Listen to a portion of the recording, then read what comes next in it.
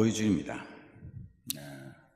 오늘 우리는 하나님께서 이 세상에 우리의 생명을 주실 때 어머니의 품을 통해서 그 엄청난 많은 수십억의 인간들이 어느 한 사람도 어머니의 품을 떠나서 이 세상에 공장에서 만들어져 나온 생명은 한 사람도 없어요.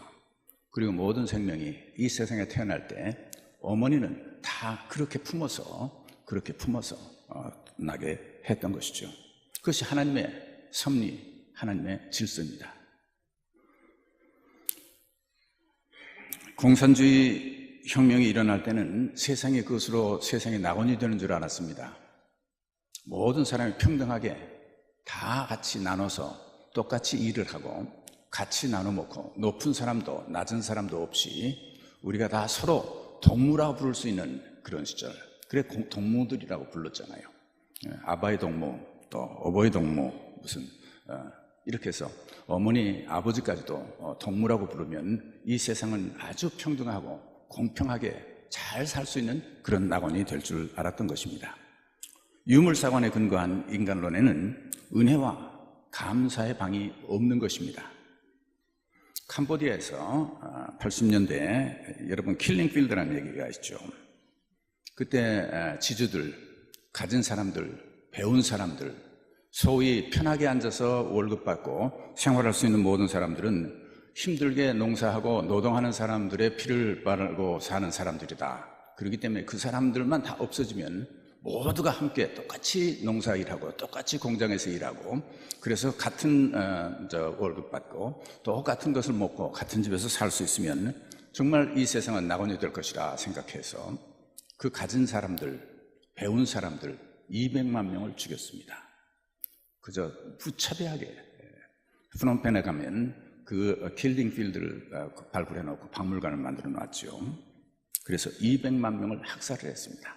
그렇게 해서 이제 그런 사람들 다 없애면 우리가 모두가 평등하게 아주 공평하게 그렇게 지상낙원에서 살 수 있을 것이다 해서 그것을 해치는 모든 사람들은 없앤다고 죽였던 것이죠.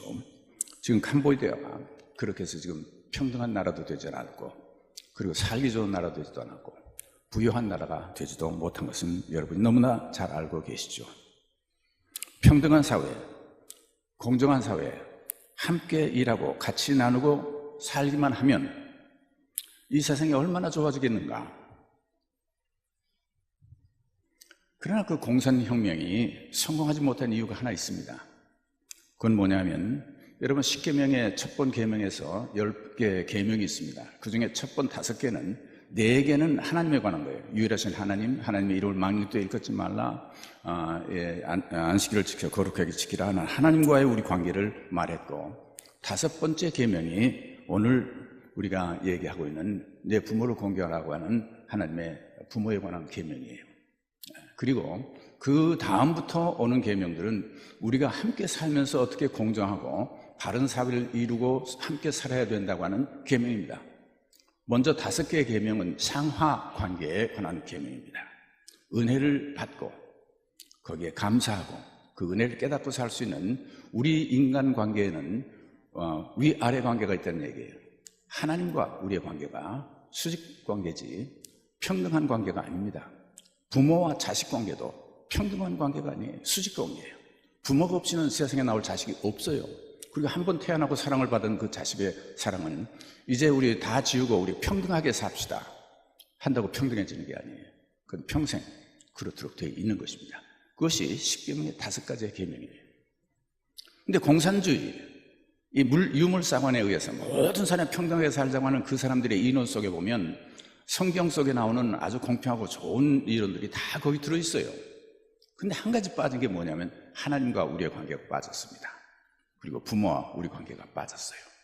수직 관계가 없어졌어요. 수직 관계가 결여되고 평등한 동등 관계만 이룬 것 가지고 지상낙원이 형성되고 우리가 함께 사는 사회가 아름답고 좋은 사회가 된다고 하는 얘기는 완전히 거짓이라고 하는 것을 우리는 역사가 증명하고 있습니다. 100년이 지난 후에 어떻게 되었는지 다 아시죠? 솔로몬이 지혜로운 왕입니다. 그래서 굉장히 지혜를 가지고 했는데 그 솔로몬의 지혜를 얘기해주는 이야기 가운데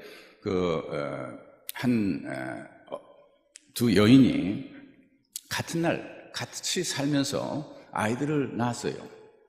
그래 둘이 자기 아들을 품고 잤는데 아침에 일어나니까 한 사람이 잘못해서 깔아 죽여서 죽었어요. 그러니까 이 여인이 얼른 자기 아이를 바꿔쳤습니다. 그러니까 어머니는 알죠. 자기 직관으로 이건 내 아이가 아닌데 저 바꿔줬구나. 그래가지고 이제 다툼이 생겼어요. 그래가지고 이제 법정에 오는데 당시 이제 솔로몬에게까지 가지고 오죠. 그래서 다 각각 이 아이가 자기 아이라고 해요. 요즘처럼 유전자 검사가 있는 시대도 아니에요. 다른 물적 증거 가지고 증거할 수 있는 데가 없어요. 자기가 주장하는데 어떻게 하겠어요? 조금 갓난아이 얼굴이 닮았으면 얼마나 닮았겠습니까? 구별할 수 있는 방법이 없죠. 그때 솔로몬이 얘기합니다. 판정하는 거죠. 이 아이 반 갈라서 그러면 내가 판단할 수가 없으니까 공평하게 하자.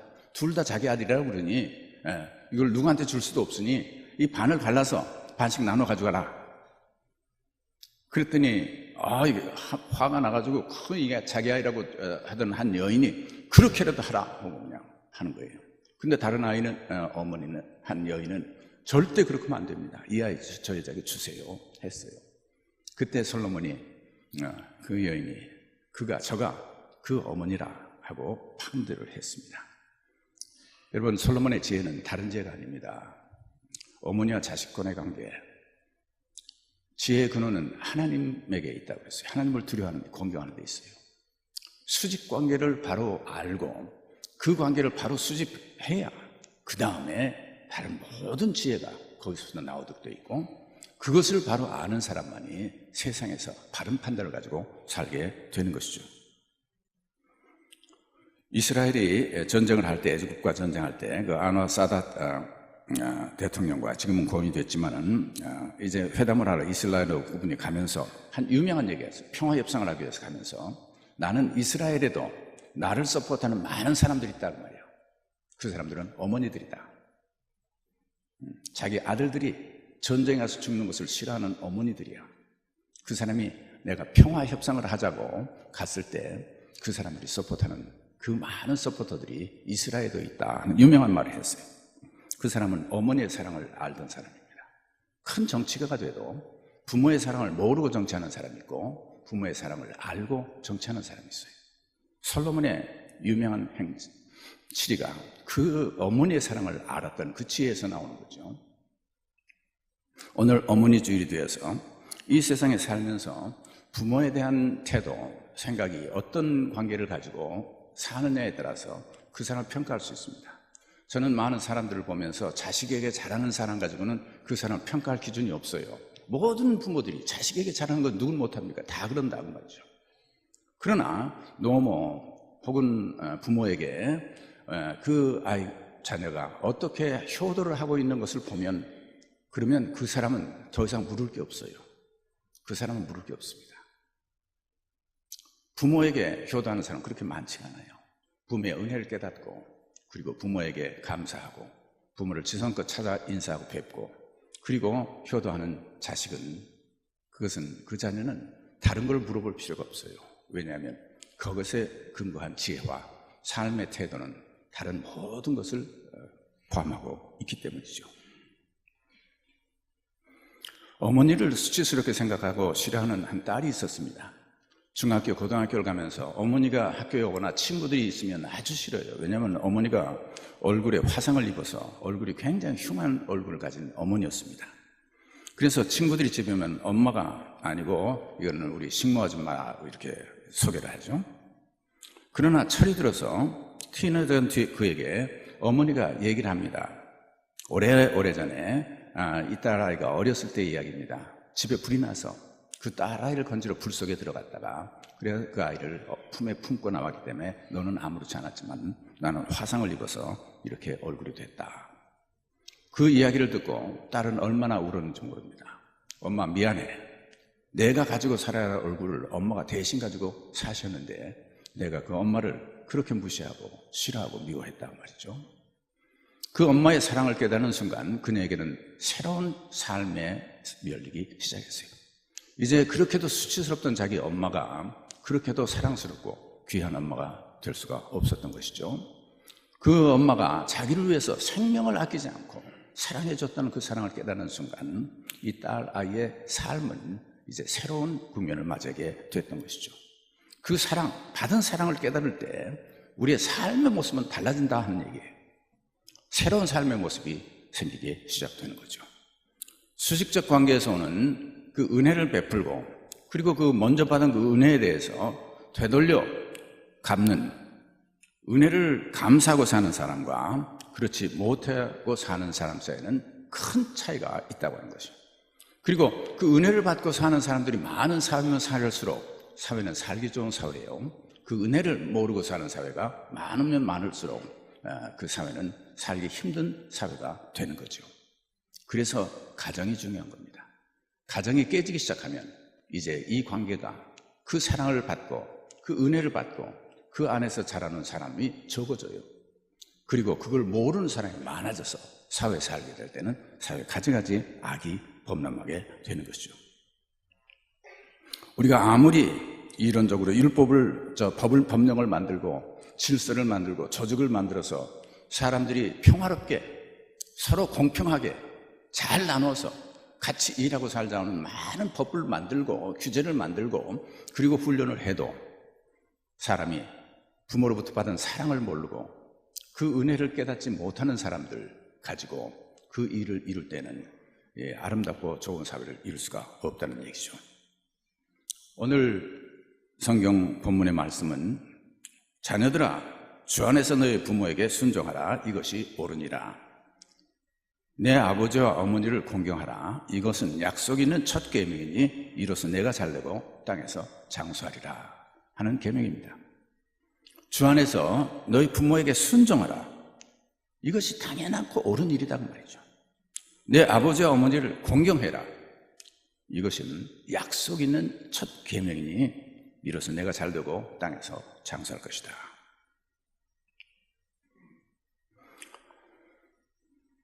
오늘 이 말씀 하나님께서 주신 계명 10개의 계명 중에 먼저 4계명은 하나님과의 우리의 관계를 말씀하는 계명입니다. 그리고 5번째 계명이 바로 부모에게 순종하라고 하는 계명이에요. 그리고 그렇게 하는 자녀들에게는 하나님께서 약속을 해준 약속이 있어요. 땅에서 잘되고 그리고 내가 장수하리라 하는 이 귀한 축복의 약속이 담긴 이 첫 번 계명, 하나님과의 그 계명에는 약속은 안 담겨 있어요. 당연한 일이죠. 그러나 이 세상에 사는 모든 자녀들이 다 부모에게 순종하고 공경하지 못합니다. 하나님께서 이제 이 관계에서 부모에게 순종하고 공경하는 사람들에게는 내가 이런 축복을 해주겠다는 축복의 약속이 담긴 이 첫 번 계명이 이 5번째 계명인 것이죠.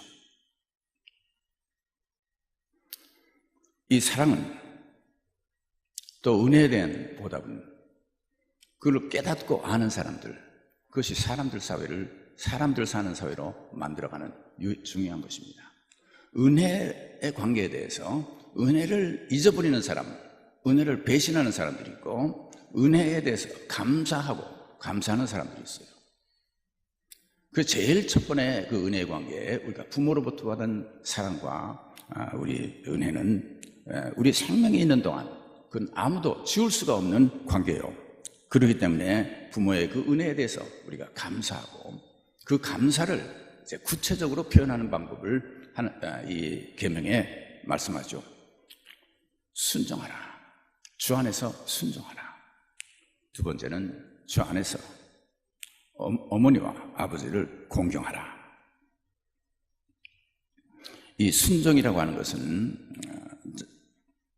여러분 순종은 동등한 관계에서 하는 게 아닙니다. 윗사람이 아랫사람에게, 경험이 많은 사람이 경험이 없는 사람에게, 그리고 어떤 힘과 권력을 가진 사람이 당연히 복종하고 따라야 될 사람에게 얘기할 때 그것을 명령이라고 하고, 그리고 그것을 따라할 때 순종이라고, 복종이라고 하고 순종이라고 하죠. 특별히 이제 복종은 힘이나 이런 것에 의해서 할 수 없이 따라 할 때는 복종이 될 수 있을런지 모르지만은 부모가 사랑으로 베풀어주는 모든 교훈과 우리에게 지시하는 사항에 대해서는 우리가 순종을 할 수 있는 거죠. 주 안에서 하나님의 뜻과 하나님의 법이 어긋나는 것이 아니라고 하면 주님 안에서 부모가 하는 얘기에 대해서는 우리가 순종을 해야 된다. 토를 다는 게 아닙니다. 왜 그래야 되느냐고 이유를 묻는 게 아니에요. 순종이라고 하는 건 왜 해야 됩니까? 이유가 없어도 부모가 하라고 하면 하는 게 복종이죠. 순종이에요. 내가 이유를 다 알아도 나보다 30년을 더 산 부모가 나한테 일러주는 얘기면 내가 그대로 따라야죠. 내가 이유를 몰라도 부모가 나를 위해서 생각하고 너 이래야 된다고 하고 하는 얘기면 내가 미처 깨닫고 내 머릿속으로는 그것이 타당성이 없다고 생각될지라도 그것을 할 수 있어야 된다 이 말이에요. 이게 순종이에요. 이 부모 자식 간의 순종은 자식이 해야 될 당연한 도리입니다. 어떤 때 요즘은 이제 이 직장에 가서 세상이 변했기 때문에 이제 직장의 지금 질서가 완전히 바뀌었다고 그러더라고요. 왜냐하면 옛날 어른들은 경험들이 많기 때문에 직장에서 오래 하면 그 경험이 이제 후배들한테 얘기를 합니다. 그래서 후에 들어온 직원들에게 이렇게 하는 거다 저렇게 하는 거다 가르쳐주고 전승을 해주죠. 그런데 요즘 이제 대학을 졸업해가지고 직장에 들어가면 이제 상관들이 새로 들어온 신입사원들에게 물어야 될 게 많습니다. 컴퓨터 줄이 빠지면 이거 어떻게 꽂아야 되느냐, 뭐 이거 하는데 안 되는데 어떻게 해야 되느냐, 인포메이션을 찾아내는데 금방금방 찾아내죠. 근데 상관들은 그렇게 못 찾아요. 경험은 많고 아는 것은 많고 하지만은 이제 이 새로운 물결이 들어와서 모든 인포메이션에 대해서 그 정보를 뽑아내고 찾아내고 또 컴퓨터나 이런 기계들을 다룰 수 있는 기능은 이 젊은 사람들이 훨씬 빠르고 잘한다고 그러죠. 그래서 젊은 사람들이 이제 윗사람들을 가르쳐주는 시대가 됐다. 그래서 역류가 된 현상이라고 그래요. 그래서 순종이 어디 있고 복종이 어디 있습니까? 그런 세대가 됐어요.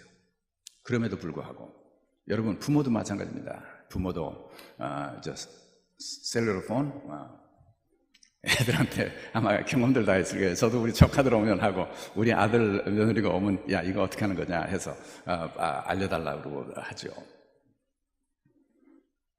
그렇지만 부모를 순종하는 게 자녀 도리라는 말이죠. 내가 부모보다 아는 것이 많고 내가 부모보다 가진 것도 많고 내가 부모보다 사회 지위도 높은데 이젠 내가 후속들을 내가 명령하는 사람이지 내가 복종하는 사람인데 우리 엄마나 우리 아버지는 우리 부하 직원만도 못한 학력에다가 기술을 가진 사람들인데 내가 그 사람들의 말을 왜 순종을 해야 되느냐 말이죠. 여러분 그렇게 따질 수 있겠느냐고 말이죠. 부모는 그런 것이 아니죠. 나를 낳아줬고 나를 위해서 그렇게 길러줬어요. 우리가 어떤 때 철이 없을 때는 부모는 그래도 되는 줄 알았고 여태까지 살아왔지만 그러나 그 부모는 우리가 순종해야 돼요. 하나님께서 이 세상에 주신 그 질서 중에 하나님께서 주신 계명입니다. 자녀들아 부모에게 순종하라고 그랬어요. 그리고 그다음에 공경하라. 공경이라고 하는 것은 honor, 그 존경하고 우리가 대접을 하는 겁니다. 입으로만 말로만 그렇게 하는 것이 아니라 우리의 행동으로 그렇게 하라. 우리가 흔히 행동으로는 옮기지 않으면서 남에게는 입으로 잘 가르치는 사람들이 있어요. 말로만 그렇게 하지 말고 우리가 행동으로 공경해야 된다. 사람들은 흔히 내가 하는 말을 알아듣는다고 생각을 하죠. 내가 말을 잘하고 있으면 내 말을 듣는다고 생각하시죠. 그러나 사람들은 말하는 사람을 보고 있다는 사실을 알아야 됩니다. 어리석은 사람들은 말하는 사람의 그 말을 듣습니다. 지혜로운 사람은 그 말하는 사람의 그 사람을 판단하고 보지요. 여러분 사기꾼에게 넘어가는 사람들은 왜 넘어갑니까? 사기꾼을 보지 못하고 그 하는 말만 듣기 때문에 넘어가는 거예요. 속는 거예요. 지혜로운 사람은 그 사기꾼이 아무리 달콤하고 그럴듯한 얘기를 하고 있어도 그 사람을 보고 판단합니다. 이 사람은 뭔가 달라. 이 사람은 왜 나한테 와서 이런 얘기를 하겠느냐 그 말이죠. 오늘 이 이야기에 예수님의 교훈 중에 고르반이라고 하는 얘기가 있습니다. 그래서 이 고르반이라고 하는 히라보의 뜻은 뭐냐면 하나님께 바쳐진 것이라는 뜻이에요. 하나님을 위해서 떼놓은 것이라는 뜻입니다. 그래, 많은 신앙생활을 열심히 하면서 예수님 당시에 하신 얘기예요. 누구든지 아비에게나 어미에게 말하기를 내가 드려 유익하게 할 것이, 제가 드리면 부모님께 잘 쓰이고 부모는 참 필요한 건데, 아유 참 미안합니다 어머니, 아유 미안합니다 아버지, 이건 내가 벌써 하나님께 드리기로 약속해 놓은 거라 제가 드릴 수가 없군요 하는 얘기예요. 참 어머님이 쓸 돈도 없고 먹을 것도 없고 참 안타까워하게 그렇게 괴로워하시는데, 내가 꼭 어머니 용돈도 드리고 좀 드리고 싶지만 이 드려야 될 돈 이거 하나님께 드리기로 약속해 놓은 거라 어떡하겠습니까? 참 미안합니다. 이렇게 얘기한다는 얘기예요. 그렇게 하면 자기는 하나님 앞에서 굉장히 의로운 사람이고 신앙생활을 잘하는 사람이라고 생각하는데, 하나님은 그것 가지고 만족하지 않으신다는 얘기입니다. 그것 가지고 만족하는 게 아니에요. 주일학교 한 학생이 동전 2개를 가지고 쿼러 가지고 좋다고 주일날 이제 교회를 가는 게, 하나는 자기가 캔디 사 먹을 돈이고, 요새는 쿼러 가지고 안 되지만 옛날 얘기예요. 하나는 이제 엄마가 하나님께 교회 갔다 헌금해라 해서 2개를 들고 이러고 가다가 하나를 떨어뜨렸어요. 두루룩 굴러가지고 구멍으로 뽕 빠졌죠. 누구 돈이 거기 빠졌겠습니까? 하나님께 드릴 돈이 빠진 거예요.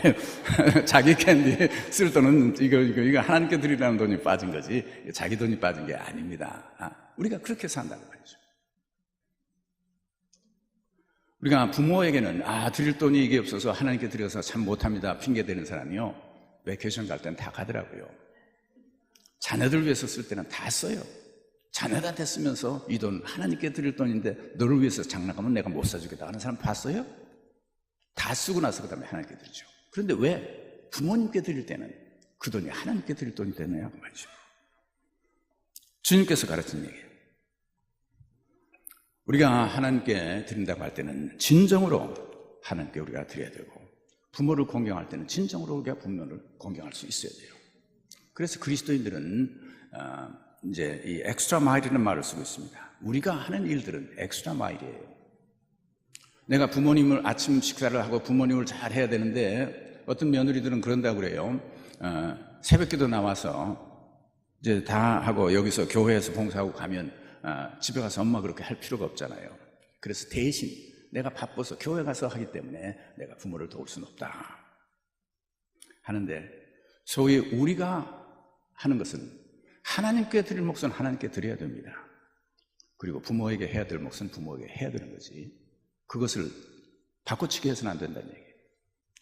그럼 하나님께 드릴 돈 부모에게 누구에게 그럼 특별히 많이 없어지는 게 아닙니까? 그렇죠.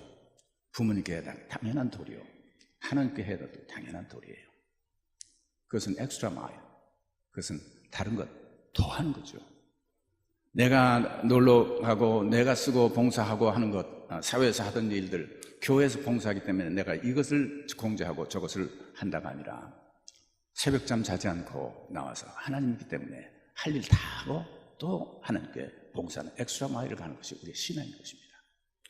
부모님께 효도하는, 공경하는 구체적인 우리의 사랑의 표현들이 그 엑스트라 마일 가지고 표현을 해야 된다는 거죠. 그렇게 될 때 땅에서 잘 되고 장수할 것이다, 하나님의 약속이에요. 신앙인들은 내가 이룬 것을 잘 해놓으면 내가 오래오래 이거 다 간직하고 내가 누릴 줄 알죠. 그러나 하나님께서 주신 약속은 부모에게 순종하고 부모를 공경해라 그래요. 그러면 내가 너로 하여금 땅에서 하는 일이 잘 되게 해주겠고, 그리고 땅에서 오래오래 누리고 살 수 있도록 내가 모든 것을 베풀어 주겠다는 말씀입니다. 은혜를 알고 감사할 줄 아는 사람들, 하나님과 우리 사이의 은혜, 부모와 우리 관계의 은혜, 그리고 내게 베풀어준 은혜를 베푼 사람들과 내 관계에서, 수직적인 관계에서 항상 그걸 감사하고 사는 사람, 그 사람을 하나님께서 보시고는 그 다음에 축복해 주시는 거죠. 이 사회는 평등한 사회 가지고 다 이루어지는 게 아닙니다.